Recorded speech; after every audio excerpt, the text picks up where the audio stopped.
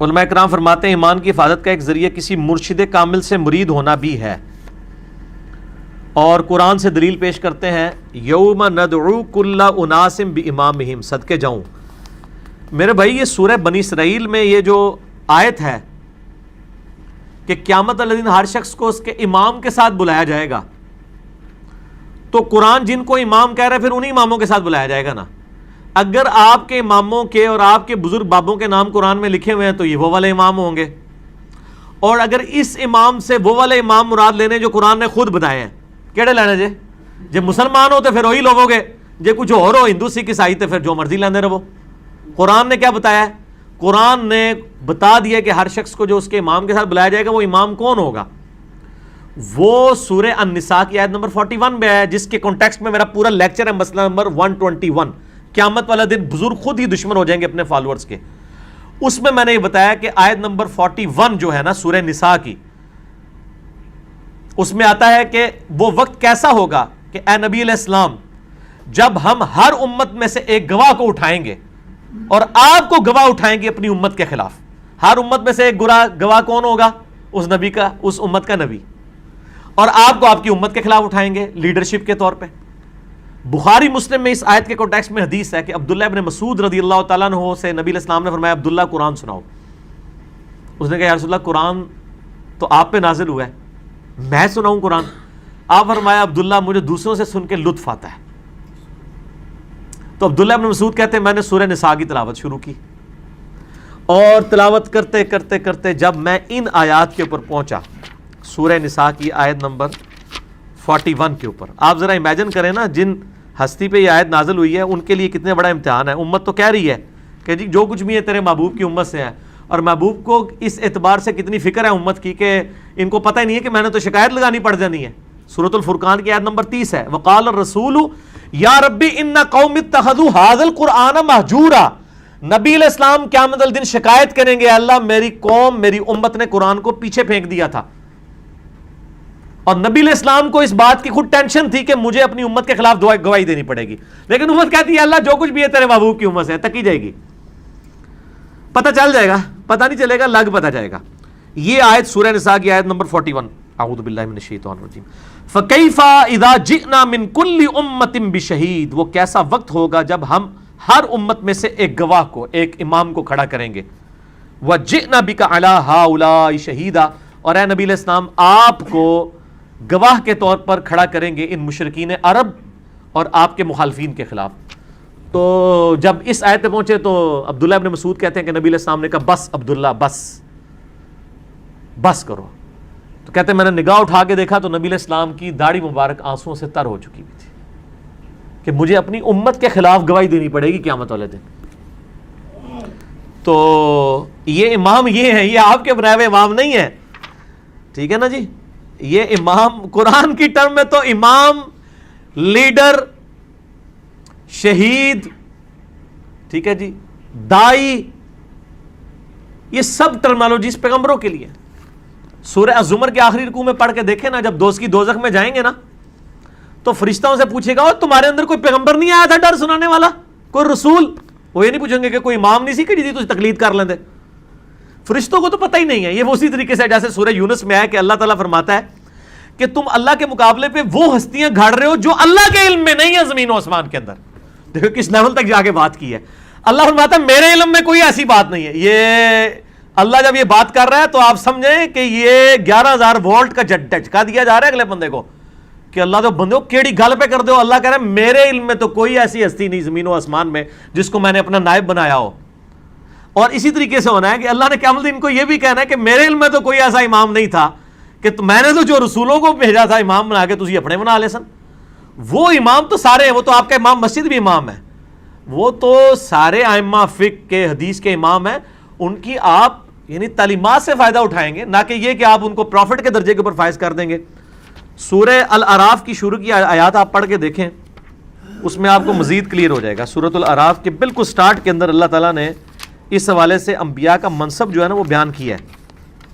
اعوذ باللہ من الشیطان الرجیم، بسم اللہ الرحمن الرحیم۔ آیت نمبر 7 میں وَلَنَقُصَّنَّ عَلَيْهِمْ بِعِلْمٍ، نہیں آیت نمبر 6، فَلَنَسْأَلَنَّ الَّذِينَ أُرْسِلَ إِلَيْهِمْ، ہم ضرور پوچھیں گے ان لوگوں سے جن کی طرف ہم نے رسولوں کو بھیجا، کہ بھئی رسولوں نے پیغام پہنچایا کہ نہیں. وَلَنَسْأَلَنَّ الْمُرْسَلِينَ، اور ہم رسولوں سے بھی پوچھیں گے بھئی تم نے پیغام میرا پہنچایا ہے کہ نہیں. رسولوں کو بھی پوچھا جائے گا کہ آپ نے کام کیا ہے کہ نہیں، اور جن کی طرف آئے ان کو بھی پوچھا جائے گا کہ ہاں بھی رسولوں نے پیغام پہنچایا. اسی لیے تو بخاری مسلم کی حدیث ہے نا، یوم النہر کا خطبہ، آپ علیہ السلام نے کیا کہا، اوہ میں نے لوگوں اللہ کا پیغام تم تک پہنچا دیا. صاحب نے کہا یا رسول اللہ پہنچا دیا. آپ نے 3 دفعہ اپنی شہادت کی انگلی آسمان کی طرف بلند کی، پھر ان کی طرف، اے اللہ گواہ رہنا، اے اللہ گواہ رہنا، اے اللہ گواہ رہنا. پھر آپ نے فرمایا کہ اب یہ تمہاری ذمہ داری ہے کہ اس پیغام کو دوسرے لوگوں تک پہنچا دو. اور بسا اوقات جس کو پیغام پہنچایا جاتا ہے وہ زیادہ یاد رکھنے والا ہوتا ہے بنسبت اس کے جو پہنچا رہا ہوتا ہے. یہ حدیث کا جب پورشن بیان کیا کرتے تھے نا محدثین، اور کہا کرتے تھے صدق رسول اللہ، رسول اللہ نے سچ کہا. دین تو عربیوں میں نازل ہوا تھا، یاد اجمیوں نے رکھا. آپ کے ساری حدیث کے امام جو ہیں سب اجمی ہیں. امام بخاری رشیا کے، امام مسلم ایران کے، امام ابو داؤد، امام ترمذی افغانستان کے. ترمذ آج بھی ہے، وہ جب پاکستان نے نیٹو سپلائی لائن بند کر دی تھی تو ان دنوں وہ ترمذ شہر بڑا گونج رہا تھا کہ ترمذ کے ریلوے اسٹیشن پہ آیا کرے گا سامان. ابو داؤد ترمذی افغانستان کے. صرف ایک امام مالک ہیں جو مدینہ شریف کے رہنے والے ہیں، باقی سارے ائمہ فقہ کے ہوں حدیث کے ہوں سب کے سب اجمی ہیں. آپ دیکھ لیں اللہ تبارک و تعالیٰ نے اجمیوں سے کیسا کام لیا. تو یہ جو کہہ رہے ہیں نا کہ جی وہ مرید ہونا بھی ضروری ہے، مرشد کامل پہ میری پیری مریدی کی شرعی حیثیت آپ لکھیں نا، یوٹیوب پہ کلپ کھل جائے گا. یوٹیوب پہ کیا ہے کہ جا کے لکھنا ہے پیری مریدی. یہ جتنی باتیں ثابت کرتے ہیں وہ اس امام سے مراد خلیفہ وقت اور حکمران ہیں، ان کے بنائے ہوئے نہیں ہیں. ٹھیک ہے نا جی. بات کہاں سے لے کے اس میں بھی میں نے ان کو علمی فقہ دیا کہ بخاری مسلم میں حدیث ہے جب ایک امام کی بیعت ہو جائے اور کوئی دوسرا بیعت کے لیے آگے آئے تو اس کو قتل کر دو. تو پھر میں نے کہا تھا آپ ذرا پاکستان میں ذرا فیصلہ کریں کہ ہزاروں لوگ جو ہیں وہ بیعت کروا رہے ہیں، تو اب کس کو شہادت کے درجے پہ آپ نے فائز کرنا ہے اور کس کو زندہ رکھنا ہے، آپ خود فیصلہ کریں.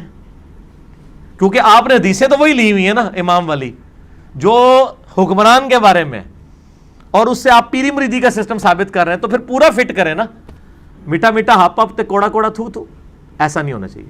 ٹھیک ہے جی، کلیئر ہو گیا جی.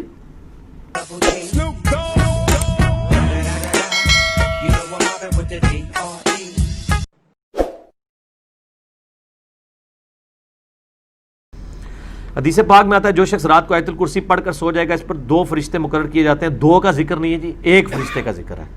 فرشتہ مقرر کر دیا جاتا ہے، وہ ہر مصیبت سے محفوظ رہتا ہے. اگر ایسا ہے تو علماء کرام اور دیگر بڑے لوگ اپنی حفاظت کے لیے گن مین اور پہرہ دار کیوں رکھتے ہیں؟ یہ تو آپ گن مینوں والے علماء سے اور پہرہ دار والوں سے پوچھیں. ٹھیک ہے نا جی. یہ صحیح بخاری میں حدیث ہے 2311 کہ شیطان نے انسانی شکل میں آ کے آیت الکرسی کا وظیفہ حضرت ابو ہریرہ کو بتایا، اور نبی علیہ السلام نے تصدیق کر دی کہ ہے جھوٹا تھا، بات اس نے سچی کی ہے کہ جو شخص آیت الکرسی پڑھ کے سوتا ہے اللہ تعالیٰ اس کی حفاظت کے لیے ایک فرشتہ مقرر کر دیتا ہے. رات کے وقت ظاہر انسان کو کوئی ہوش نہیں ہوتی ہے. گن مین جو ہے نا وہ آپ کو دشمنوں سے تو بچا سکتے ہیں، لیکن آپ کی چارپائی کے نیچے جو کوبرا سانپ چھپا ہوا ہو اور وہ آ کے آپ کے نتھنوں میں گھس جائے، اس سے دنیا کا کوئی گن مین نہیں بچا سکتا آپ کو. اس قسم کے جو موذی جانور اور اس طرح کی جو موذی ناگہانی آفات ہیں ان کے بچاؤ کے لیے وظائف ہوتے ہیں. اور جیسے بسم اللہ الذی لا یضر کا وظیفہ ہے، اعوذ بکلمات اللہ التامات من شر ما خلق ہے. یہ وہ وظیفہ ہے کہ جس کی وجہ سے اس طرح کی ناگہانی آفات ٹل جاتی ہیں. باقی ظاہری اسباب کے طور پر نبی صلی اللہ علیہ وآلہ وسلم نے بھی اپنی حفاظت کے لیے اپنے خیمے کے باہر صحابہ کرام پہرا دیا کرتے تھے، حتیٰ کہ جب قرآن حکیم میں یہ آیت نازل ہو گئی انا کفیناک المستہزئین، اے نبی علیہ السلام ہم آپ کی طرف سے کافی ہو جائیں گے مذاق اڑانے والوں کے اگینسٹ، اور واللہ یعصمک من الناس، اور اللہ تعالیٰ آپ کو بچائے گا دشمنوں سے. پھر نبی علیہ السلام نے اپنا پہرہ دار رکھنا چھوڑ دیا تھا. اور آپ دیکھ لیں، آپ رات کے وقت نکلے ہیں مکہ شریف سے، کتنے باہر سب لوگوں کی آنکھ میں اللہ تعالیٰ نے ایسا پردہ ڈالا نکل گئے. یہ جائز ہے، لیکن اکثر لوگوں کو جان کا خطرہ نہیں ہوتا، وہ اپنے شب شبا اور ٹشن کے لیے بھی انہوں نے باڈی گارڈ رکھے ہوئے ہیں. اور اس میں صرف علماء نہیں ہیں، ہمارے سیاسی لوگ بھی شامل ہیں. کہ وہ روب ڈالنے کے لیے بھی اس طرح کرتے ہیں، حالانکہ ان کو کوئی جانتا نہیں ہوتا. وہ یہی چاہ رہے ہوتے ہیں کہ ہمیں لوگ جانیں کہ ہمارے ساتھ اتنے باڈی گارڈ ہیں، اس لیے انہوں نے رکھے ہوتے ہیں.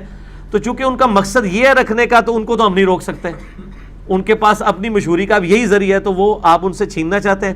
بل ان سے سوال کریں کہ آپ یہ جو اکثر سناتے ہیں الا ان اولیاء اللہ لا خوف علیہم ولا هم یحزنون، اللہ کے ولیوں کو نہ خوف ہوتا ہے نہ غم، تو یہ باڈی گارڈ آپ نے ساتھ کیوں رکھے ہوئے ہیں؟ آپ ان سے یہ سوال کریں گے، وہ کہیں گے نبی علیہ السلام کی بھی سنت ہے. وہ آپ کو کاؤنٹر کر لیں گے. آپ ان کو سوال یہ کریں، ہم آپ کو سکھاتے ہیں کیسے سوال کرنا ہے. ان کو کہیں جو اولیاء اللہ ہیں وہ تو ایک نگاہ مار کے چور کو بھی اندھا کر دیتے ہیں، تو آپ کو اگر کوئی قتل کرنے یا خدا نہ خواستہ شہید کرنے کے لیے آ جائے، وہ شہید کا لفظ بھی استعمال کرتے ہیں نا کہ مجھے ڈر لگتا ہے کہ مجھے کوئی شہید نہ کر دے، تو اگر آپ کو کوئی شہید کرنے کے لیے آ جائے تو آپ ایک نگاہ مار کے اس کو اندھا ہی کر دیں، جیسا کہ سیدنا عمر نے بھی اندھا کر دیا تھا نا جو ان کو شہید کرنے آیا تھا، کر دیا تھا. تو حضرت عمر کا تو وہ تو اولیاء کے سردار ہے، اور جیسا کہ حضرت عمر کو پہلے ہی پتہ چل گیا تھا کہ اس کے پیچھے چھپا ہوا ہے میرا قاتل، پتہ چل گیا تھا ان کو. تو بزرگوں کو تو علم غیب بھی ہوتا ہے، بزرگوں کو کوئی نہیں ہے. تو بھائی میرے سب کچھ جھوٹ فراڈ پہ چل رہا ہے. اب تو میڈیا نے ان کی یہ چیزیں ایکسپوز کر دی ہیں کہ یہ سب کچھ انہوں نے جھوٹ مچایا ہوا تھا. اسی لیے سارے اولیاء اللہ ناپید ہو گئے ہیں اس زمانے کے اندر. وہ والے اولیاء اللہ جو انہوں نے کتابوں میں جھوٹے بنا کے لکھے ہوئے تھے کہ وہ یہ کر دیتے تھے، اور پھر دوسری طرف کہتے ہیں کہ یہ زمین اولیاء اللہ سے خالی نہیں ہوگی. تو آج بھی موجود ہے، تو سامنے لے کے ہیں. بڑا آسان طریقہ ہے، ہم جیو پہ، ARY پہ، دنیا ٹی وی پہ، CNN BBC پہ ان کی ویڈیوز، ان کے سارے کرتب دکھا کے ٹرمپ کو مسلمان کیوں نہ کر لیں اور کیوں نہ کلمہ پڑھا لئیے. ٹھیک ہے جناب. تو ان کو پتا ہے کہ پہلوں کا تو چل گیا تھا، اب نہیں چل سکتا، اب دکھانا پڑے گا. تو اس لیے میں نے بہت پہلے یہ پریڈکشن کی تھی. میرا اولیاء اللہ کی کرامات، جو صحیح کرامات میں نے بھی بیان کی ہیں، مسئلہ 131A-B-C-D، معجزات، کرامات، استدراج پہ میں نے پریڈکشن کر دی تھی کہ اب قیامت تک جب تک میڈیا کا کیمرہ موجود ہے اس طرح کا کوئی شعبدہ بازی سامنے نہیں آئے گی، فوراً پکڑی جائے گی. جو کرتے بھی ہیں نا لوگ بتا دیتے ہیں جعلی ویڈیو بنائی ہوئی ہے.